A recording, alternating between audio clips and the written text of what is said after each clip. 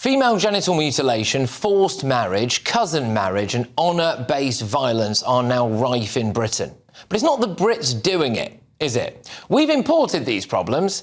Pakistanis, Bangladeshis, Somalians, Afghans, Indians and Nigerians top the list of forced marriages. 35% of cases last year involve victims aged 17 or younger. They're often flown back to somewhere like a Pakistani village and married against their will, possibly even to one of their cousins. But 6% of forced marriages last year happened in Britain. It's also worth noting that the majority of cases will go unreported. By definition, this is abuse, and one would imagine that many young women, or girls in some cases, will be too afraid to speak out. And of course, they don't record the religion, do they? We couldn't possibly be allowed to know that information. Now, why would some of these women be afraid to speak out? Well, in the year ending March 2024, there were 2,755 honour-based abuse offences recorded in England and Wales. Even The Guardian is waking up to this now. Last year, it was revealed there had been a 60% increase in honour-based violence in 2 years. Is that native British people? Or could it be a foreign problem? Do you know what Britain has seen a huge increase in as well? Female genital mutilation. It's 15% up. There were 14,355 attendances about FGM in the 2023 to 2024 financial year. That's according to the NHS. There was also a rise in the number of individual women and girls who visited NHS services about FGM. That was up to about 6,655 last year. Just look at some of these headlines, OK? So it's on the rise in Luton, Bedfordshire, Milton Keynes. Oh, where else? Oh, it's on the rise in Brighton and Hove.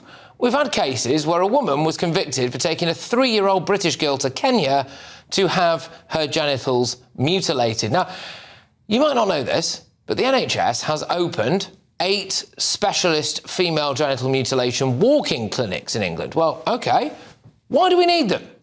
Is it because British people have suddenly started doing it? The NHS is also hiring specialist inbreeding nurses to cope with the sheer volume of babies born with deformities because their parents happen to be first cousins. Are more Brits marrying their first cousins? It's interesting that the pro-open borders, pro-mass immigration brigade go very quiet when you point out that violence against women and girls is very common in a lot of African and Middle Eastern countries, and that they are bringing that violence here. And talking of importing violence, Channel migrants are apparently 24 times more likely to go to jail than Brits. The only reason, in my view anyway, that Britain has a female genital mutilation or an honour-based violence or a forced marriage problem is, unfortunately, because of immigration.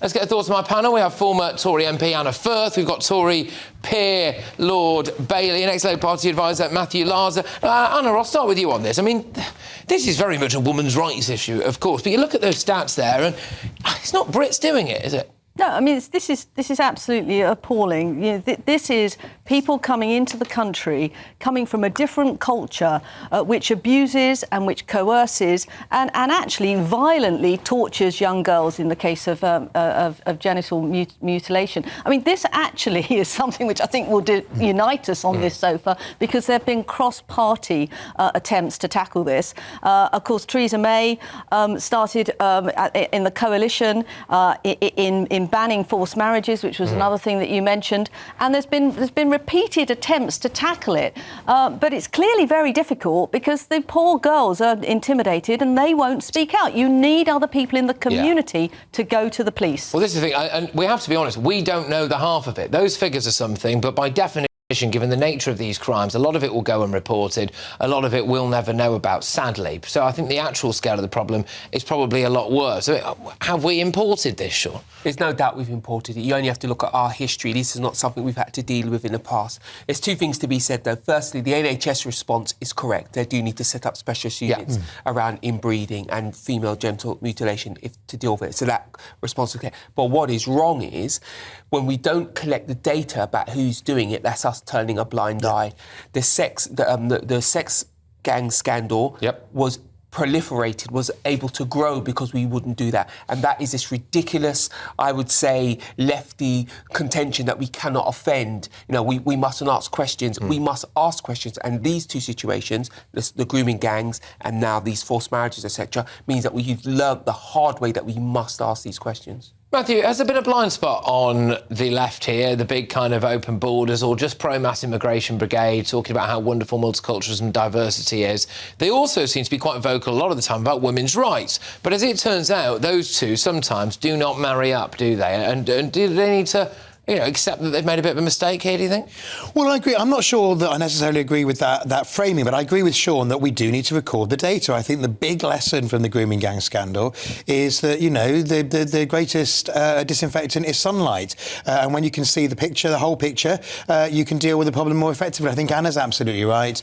I'm very glad that we saw the ban on forced marriages come in. I think that's actually why we've got the statistics that we have. But clearly more work needs to be done to ensure that they're not happening. So more people in communities need to speak out. But is that not a problem? So on that, great, because two of you have said that so far, so three of you probably have said it, about people in communities need to speak up. We had the grooming gang issue. I'll be honest with you, I'm very, very surprised that there wasn't more community backlash, local community backlash from aspects of the British Pakistani community about it. I mean, some of the ones have been able to seemingly move back into the family home, move back into the community, and there hasn't been any attempts to get them out. There's two reasons for that. Firstly, the people who most needed to speak up are also the people who are most fearful of speaking up. The type of man who will run a sex grooming gang is probably not to be trifled with on a day-to-day basis. So that's what happened. But what really needs to happen, you've seen it with this latest BBC scandal around these artists who espouse some views that everybody didn't want to see on television.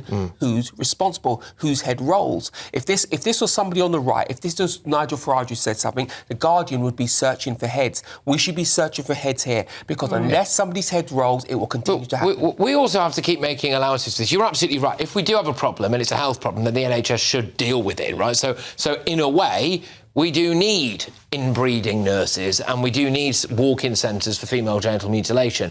However, and the problem is, the taxpayer is now paying for imported issues, isn't it? Health issues that we've brought to Britain. Well, you're absolutely right. And if you come to this country, you have to abide by our cultures and our traditions. And our laws. And our laws. And just as we've done with forced marriages, we've got to go further. There is a private member's bill going through the House about cousin marriages. Right. That's also, a massive problem. And that should be made completely illegal. It shouldn't be happening. And genital mutilation is gross bodily harm. It's one of the most serious assaults. It's GBH. Yeah. We need some really big prosecutions, and we need people going. We've seen the first ones, but we definitely need more, don't we? We need more, far more. Does this not raise a point, Sean, that maybe some cultures are worse than others? Listen, when Kemi said that, everybody in the Labour Party who's in the chamber at the time and who listened to her jumped down her throat. Turns out she is correct.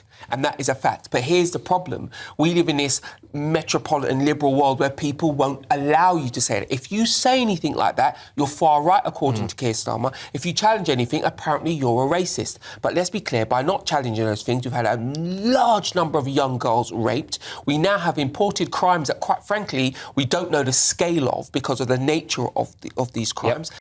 And what else? And this is the question. People have talked about immigration and multiculturalism as if it's always the best thing in the world. Clearly not true. And now it's time to admit that and deal with some of the fallout. I mean, some of the other stats that I rattled off there that's kind of slipped under the radar, given the quite graphic nature of some of the issues that I've mentioned there, was that apparently child migrants are 24 times more likely to go to prison than Brits.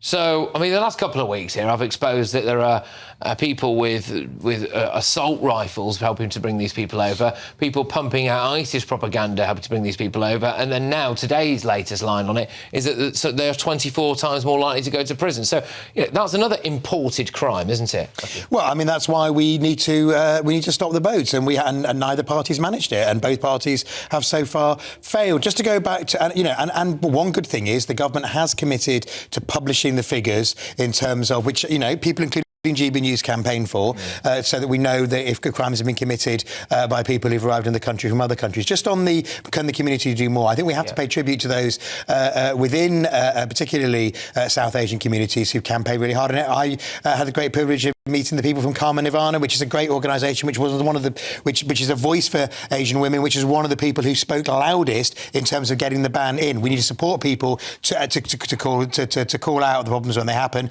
and we need to come down like a ton of bricks when they do, and we need to know what's going on, which is why those statistics are important. You mentioned that sort about how, you know, when you talk about a difference in cultures previously, you know, you're a far right, you're a racist. Well, a lot of people have been very vocal about the idea of crime coming across the channel in small boats. Well, now again, there appears to be some serious evidence for that.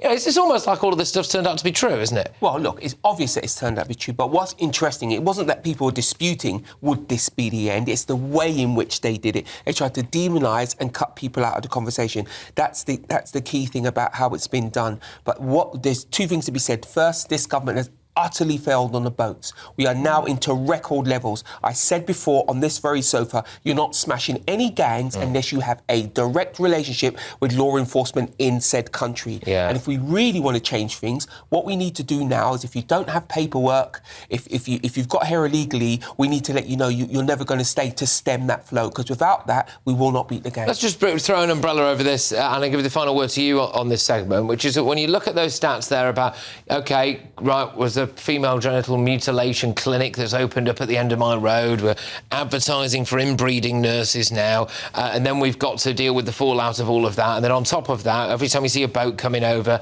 turns out they're 24% more likely to commit a crime. You know, do you think that the ordinary, hard-working British people in this country have a right to be quite angry about all of this stuff? Yeah, absolutely, because what the British people can see is that we are being taken for a ride.